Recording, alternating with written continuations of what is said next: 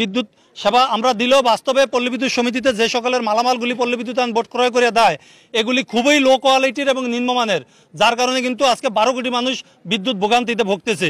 একই সাথে বিশেষ করে আমাদের যে সকল মালামাল না বললেই নয়, মিটার এবং ট্রান্সফরমার, পোল, ইনসুলেটর, তার, এই মিটারগুলি এত লো কোয়ালিটির এবং তারা কিন্তু কিনে হাই রেটে, অর্থাৎ এখানে তাদের একটা বড় ধরনের দুর্নীতি ডাকরা। অনেকেই দেখে যে আসলে ভুতুরে বিল।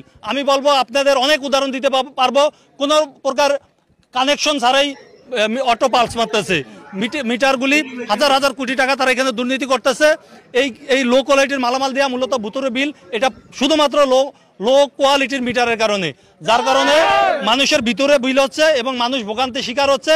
এই দায় ধার পড়তেছে যারা রিডিং করে ফিল্ড পর্যায়ে, যারা পল্লী বিদ্যুৎ সমিতিতে, তাদের উপরে।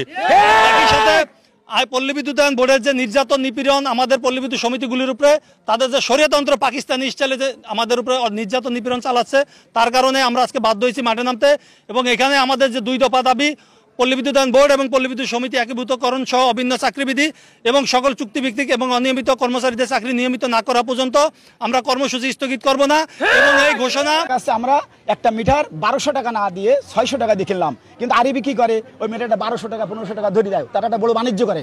এখানে বাণিজ্য করে কি হচ্ছে, মিটারটা যখন গ্রাহক প্রান্তে যাচ্ছে তখন এই গ্রাহক কিন্তু হয়রানি হচ্ছে, কারণ এই মিটারটা তো সঠিক না। ওই মিটারটা যখন নিম্নমানের হচ্ছে তখন সেটা সঠিক হচ্ছে না, তখন কিন্তু গ্রাহক প্রান্তরে অনেক ভোগান্তি হচ্ছে, অনেক ভুতুড়ে বিল হচ্ছে।